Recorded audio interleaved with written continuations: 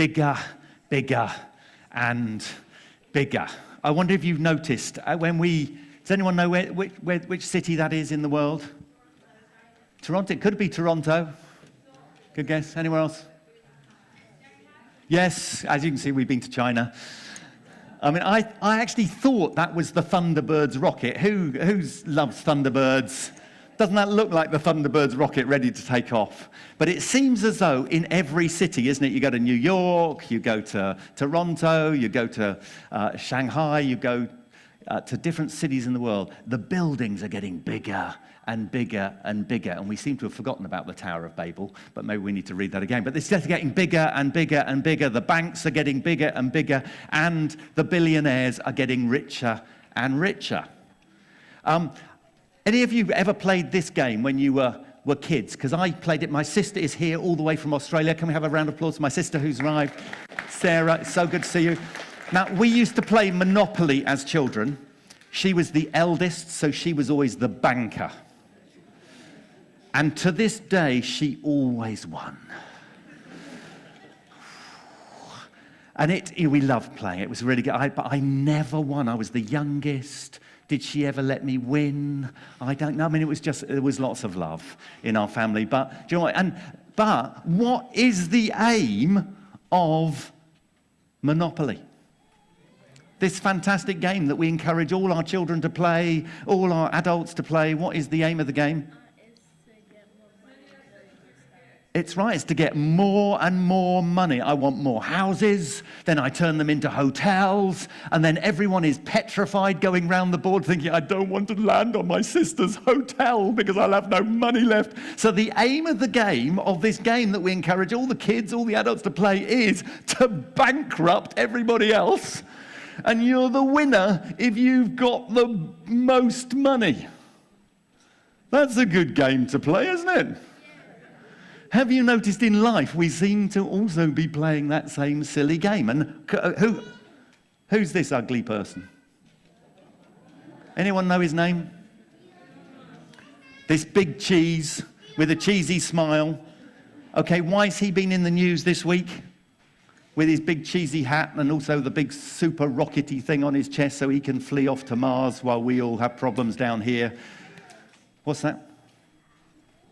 Why has he been in the news? Anyone noticed the news? Peter must have been reading the news. Yes, Elizabeth. He wants to go to church. That would be really good if there is some hints of yeah, interesting. Yes, Isaiah, go on. Why has he been in the news? Okay, so he is now, his net assets, because it also includes 12% of Tesla, he is potentially the richest, one of the top 3 richest people in the world, 500 billion. He has more net worth than about 10 countries in the world. So you have these incredibly, incredibly wealthy people. We all buy lots and lots of stuff, don't we, from Amazon, but in the process, we do make Jeff Bezos and others incredibly rich. Now, the great bit in the Bible, it says, to those who much has been given, much will be expected. So they will be held to account. That's good news. But also, so will we. With the gifts and the resources that God has given to each one of us. And so we need to stop playing Monopoly and start listening to the words of Jesus. Because the values in the kingdom, in the passage that we heard today, are liberating. They will literally change the world if we put into practice the words of Jesus. And stop living the way the world encourages us to do, and start living the way that Jesus encourages us to do, for it is the best way. Okay?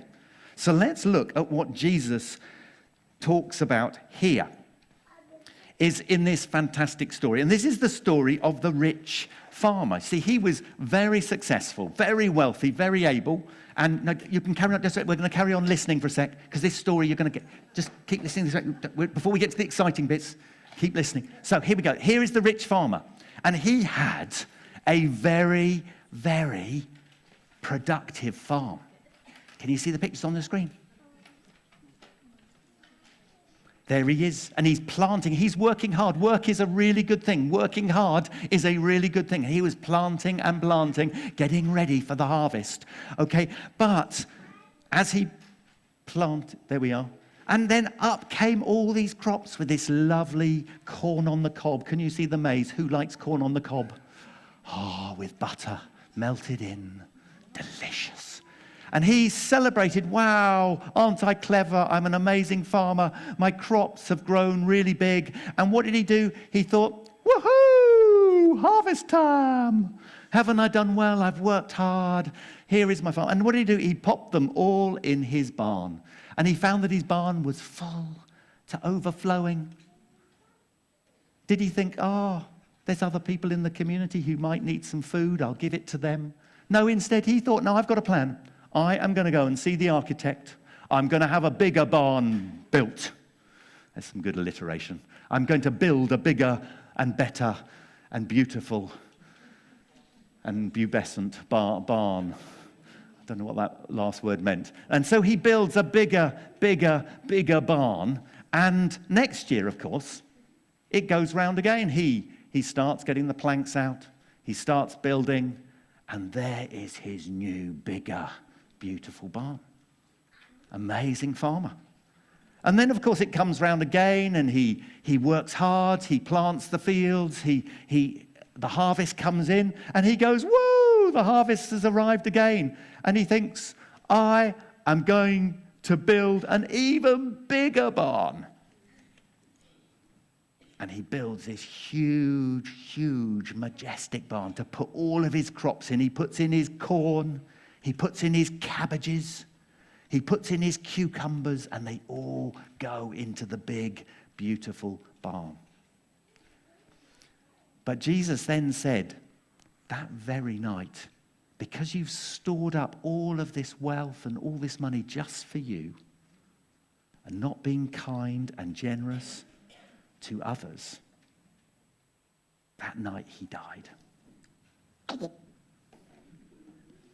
And all his wealth, you see, Elon Musk can't take his money with him. None of us can take our money with us. Actually, we can. Because the Bible says, Jesus says, where your treasure is, there is your heart. When we store up things for the King and for his kingdom, when we invest in things that will truly last, in faith, in love, in hope, when we invest in the kingdom and God's work in the world, actually, we can invest in things that will really last beyond this life. And so this man didn't learn that lesson. And we need to find a different way of living. And Jesus takes us into that. And he calls us to be thankful for everything that we have. Are we thankful for everything that you have? It's so easy, isn't it, to want more and more things. You know, I've got an iPhone 11. And they've just brought out an iPhone 16, and it keeps coming up on my Facebook feed. And there's part of me thinking, do I need an iPhone 16? Because they keep telling me I need an iPhone 16. Maybe I should have one. Mine is going quite slowly. Maybe I need an iPhone 16. And then I'm going, no, I don't need a £700 iPhone 16. Do we? Who thinks they need one? But the marketing we're getting is saying, have more and more. Have the bigger and the best and the latest. You know, I remember growing up with a TV about this big. And now it has to fill the whole wall. And there's part of me that secretly wants one. And I'm going, Lord, help me to want what you want and not what I'm being told that I potentially need. We need to be thankful for everything that we have. Are you thankful for the clean water that comes out of your tap? We've just put a special filter on our tap, and It doesn't taste of chlorine anymore as well. So I drink it and I go, Lord, this is beautiful. Fresh, clean water. I've been to places around the world where people have to walk miles. I've also seen where Christians have been generous and they've dug wells. I've been in a church family in Kenya, seeing the water bubble up in the well in their town, in their home. And the joy of having clean water. We have so many blessings every day. If you've got food, who's got food in their fridge? You are blessed. God has been so good to you, isn't it? Having shops. We've got so many shops to go to. And someone has planted the fields, has worked really hard, and has harvested the wheat for us. So we give thanks today for our farmers, for our fishermen, and we give thanks to God because all of that wonderful food has come in, it's been manufactured, it's there, and then you get your Weetabix for breakfast or your shredded wheat. It's there ready for us to receive. But we need to remember to give thanks for the farmers and the fishermen, but to give thanks to God from whom everything has come. Everything has come. The earth is the Lord's and everything in it. Every gift that we have has come from God's generous and gracious hand. And thankfulness is the greatest antidote to just wanting more and more and more stuff as consumers in our world. So harvest is a time to thank God for everything that we have. And harvest is a time to be generous, to joyfully give back to God what is his already. Do you believe that everything you have has come from God? The wonderful thing with the harvest is we're saying, Lord, all of this is from you. Actually, everything I've got is from you. And what we bring is our tithes, and that's the 10%. And it's not the sort of last bits that are left after I've spent everything possible I can on myself. And then I go, ooh, here we go. I've got 50p in my pocket. And that's what's left. And I give that to the Lord. A tithe is we give God our best. We give God our first fruits. Out of thankfulness, we say, Lord, every time, do you know what I mean? My stipend as a clergy person comes in, I go, thank you, Lord, for the generosity of God's people that has made that possible for me to speak and to minister and to live in this country. Because it's your generosity that makes it possible for missionaries, gospel workers, preachers and teachers of God's word to live. And I am so thankful because that's your generosity. When you give and we pay a parish share into the Church of England, you support ministry. You support us. Liz and I could not have been doing ministry for the last 26 years without the generosity and the kindness and the sacrificial giving of God's people. And we are so, so thankful. And tithes go towards that. Do we bring the best? Do we bring the first fruits? Do we bring the first tenth of what God has given to us? This is an amazing promise in the Bible. Bring the whole tithe into the storehouse and see, God says, see if I will not throw open the storehouses of heaven. I was driving through Houghton Regis the other day, and there is a tithe barn. Go. I mean, we're on farmland here. Do you notice in the name, Lucy Farm? This was farmland. And the people who farmed this land, many of them gave tithes and alms. When you go past an alms house, generous Christian people in the past gave this to support the poor and those in need in our community. There's a tithe barn in Houghton Regis. Actually, the land on which a large amount of the estate that's going up in Houghton Regis is on land that was given as a tithe. Given by generous Christians in the past. And we honor them as we remember they brought the tithes into God's storehouse and God blessed and multiplied it. Whenever you see an almshouse or a tithe barn, give thanks. And one of the videos we loved as children, anyone watch the Veggie Tales here? Have Veggie Tales become, yes, are they still going? I love the Veggie Tales. And this one has stuck with me ever since my kids were young. They know it might be 25, but I still love this song, okay? And it's this, it says, a thankful heart is a happy heart. Who can testify to having a thankful heart that has led to a happy heart? See, so it's in life, a thankful heart. Marketing and Amazon and Elon Musk, they'll want us to get more and more and get dissatisfied. But when we're thankful for everything we have, it breeds a joy. I mean, being in Kenya and seeing kids make a football out of banana leaves with joy and smiles and delight on their faces, they know how to do joy. And we need to catch it because they are such a wonderful testimony to us. And so are we thankful for everything that God has given to us? And are we generous with everything that he has given, with the time that we have, with the gifts and the talents that God has given to each one of us,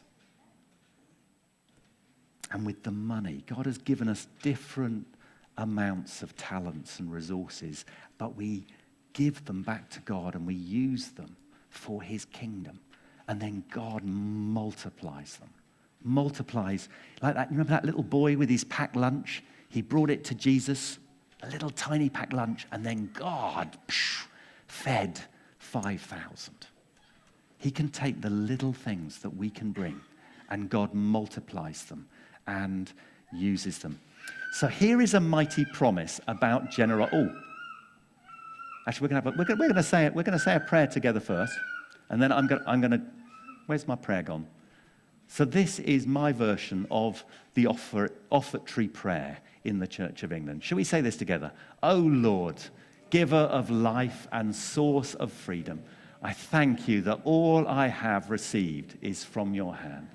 You call us to be faithful sharers of your good gifts and caretakers of all you have entrusted to us. Help us to always use your gifts wisely and teach us to share them generously. May our faithful stewardship bear witness to the love of Jesus Christ in our lives. Amen. And so it's interesting, isn't it? In the church, the Anglican Church, we say, as we bring our gifts to God, we say, Lord, everything I have has come from you, and I only give what is yours already. Do you see how it expresses that tithe? It says 100% is the Lord's, and I give 10% to the Lord. And the other 90, he goes and calls me to use and steward faithfully and generously and kindly, but in a way that multiplies. It's a very, very different way of living. And so I had this picture from the Lord about being generous, and I thought the kids might enjoy doing this with us. So would all the kids, anyone under 18, come on down here, because I've got some grain for you, okay? I've got some very funky corn here. Okay, who would like some corn? So if you like, I want you to put your hands out like you're just giving and receiving, but 2 little hands. Now we're going to try not to drop them all over the floor, or Lorna's Hoover will get completely blocked. Okay, so you have lots there. Josiah gets even more. Fantastic, there we are. Some for you, Alana. Now, so you all get lovely corn. Now what would be lovely is you could go off and plant this, couldn't you? In the field somewhere. and you're going to have to nurture it and look after it and work really hard and produce a really bumper crop, okay? Just don't go away too far yet, because you need to do something else first. Okay, so you could go and work and slave on your farm. Do you think you could grow a really bumper crop and next year bring back a really fantastic bunch of corn? Now, that would be quite hard work, wouldn't it? Now, that's what that rich farmer did. He went away, he worked hard, that's a really good thing, and he produced a really bumper crop. But this verse that's going to come up in a moment, there we are. So we've all got given. Now, how many of these do you think, so I might need some parents with these little ones, or we will have so much. Come on, Elizabeth. Come on, Abel. There we are. Thank you. That's great. You're going to hold that one for you. Now, so we're going to pop into this little pot. Now, 10% of your grain here, we're going to give to the Lord. Shall we do that? So you could just go and work really, really hard, produce another bumper crop, get some more harvest, make some more money. Okay, but this time we're going to give it to the Lord. So what do you think might be about 10% of what you've got in your hand? Do you want to just pop it in the little pot here? Yeah, let's stick that in there. Go on. So now we're giving this to God. Or yes, Josiah, in it goes. Yes. I think Josiah gave about half of his. That 50% is really generous. You can go that far as well. You can just go. That's good. Let's go. That's 20%. That's 20%. That's actually during building of the temple, they gave 20%. They double tithe during the building of the temple. That's good. Just a reminder of that scriptural text. So we are, and a bit more. Someone's just given 100%. The widow, I think, gave a lot. Okay. And then the amazing bit. Do we like to, any more? Fantastic. Yes. And then what we do, could someone move the verse on once more? Can we go to the verse? There we are. So this is an amazing promise that Jesus made. He said, give and it will be given to you. Let's go to the next slide down. So give and it will be given. Do you spot a promise in there? When we give to the generous God who's given us everything, it will be given to us. And then it says this, a good measure, pressed down, shaken together, that's like lots and lots of corn, okay? And then bubbling and flowing over. Does that sound like a good deal? I give to the Lord out of everything that he's already given me, and then he gives abundantly. He presses it down, and it overflows. And so what I thought I'd do is I've got my new exciting God maker here, God popcorn maker, God-given popcorn. So we're going to pop these in here. So these are all your tithes and offerings. We're going to pop them in there. And the thing is, having given our tithes, we sit here and we go, Lord, would you just multiply the harvest? You are so good. You're so. Should we put some caramel sauce on it as well? Because I think actually, not caramel. You want salty instead, do you? Unfortunately, it's got a bit of caramel on it already. Because I thought the sweetness of the Lord, the goodness of the Lord, needs to be in there. And we're going to leave it. And this is the moment that you would then, of course, you'd be over this 90% that you're planting and you're working hard on. You're saying. I think if we don't want to overfill it or it might explode. The generosity might explode too much. We'll pop those back. Yep. And what we need to do is keep our fingers very far away from the warm bit or you will burn yourself and then I won't have fulfilled my risk assessment. Chris, you're in charge of keeping children's fingers away. And so this is the moment we would pray and say, Lord, you're the Lord of the harvest.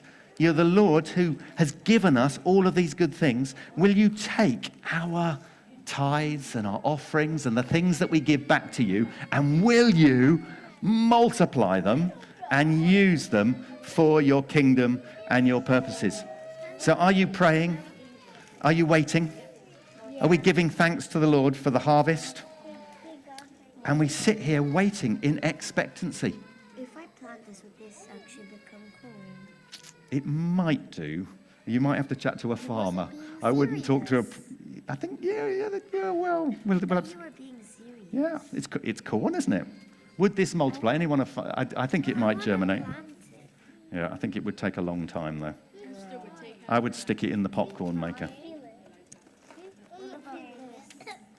And sometimes for the harvest to come, it takes a long time. Do you think those farmers, they have to work very hard and they have to wait and wait and wait? And we just check that it is actually warming up. It is. Isn't that a lovely smell? Don't put your hand over the top too much. Yeah. Usually do the ones we put in the microwave. Yeah. And you wait. Okay, I'm going to talk to the adults for a few moments. Chris, look after them. Okay, so while they're waiting and praying and say, Lord, would you multiply these things that we've given?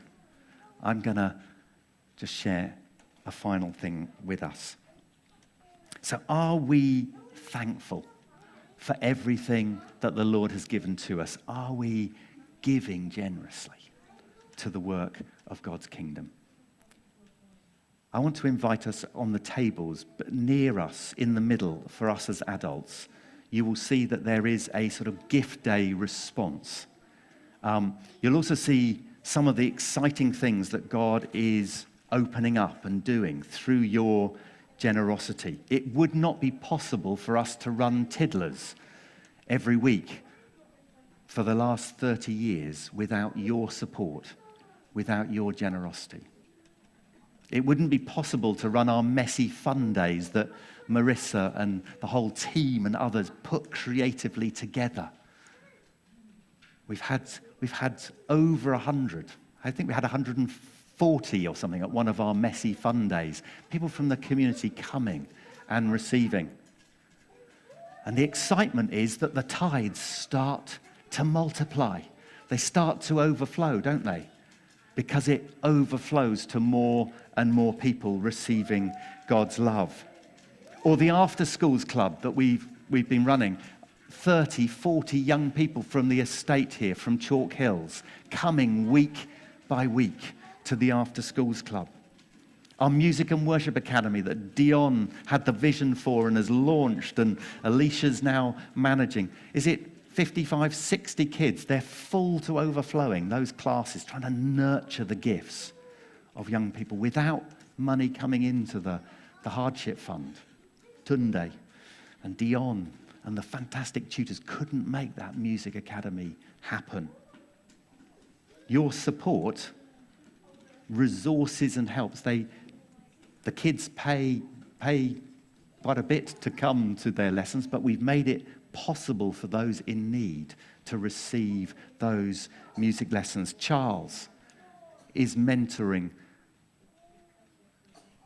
8, 10 young people in the schools. The door's opening at Manshead School. These are kids, young people on the edge of exclusion, on the edge of gangs in the local community. And Charles is engaging with them, working with them. That is made possible by your tithes and offerings. Today is a day to respond with thankfulness to God. God has been so good to us, so generous to us. And if we're going to continue sort of doing our youth ministry, doing our family work, reaching into the schools, it takes our generosity together. And on those slips, you'll see an opportunity to respond today on this Harvest Gift Day. If you can give to support the children's and family works, there is an opportunity to increase our monthly giving. And Liz and I have done that, and it's a joy. It's a joy to invest in the kingdom work. There's a chance to give of our time and our talents. So many volunteers in this church do so much to make the work of the gospel, the work of the kingdom possible. It's through your gifts that all of this is possible. So maybe you can write down and think, actually, I want to use part of the time that God's given to me in this area. I want to give in this way of the time and the gifts and the talents that the Lord has given to me. Maybe you want some support in discovering what those gifts are and how you can use them. I want to invite you to just write on that list. And then to sit down. Liz and I had to sit down and we looked and thought, this is the way God has blessed us. This is the way God has This is what God has given to us. What would 10% look like? And which are the charities and the ministries? We support different children around the world who are through different Christian agencies. We support a few different mission societies. And we also support St. Hugh's here out of the tithe of what God has given to us. If you like, we've received so much blessing, and we respond to give generously to the work of God's kingdom around the world and here.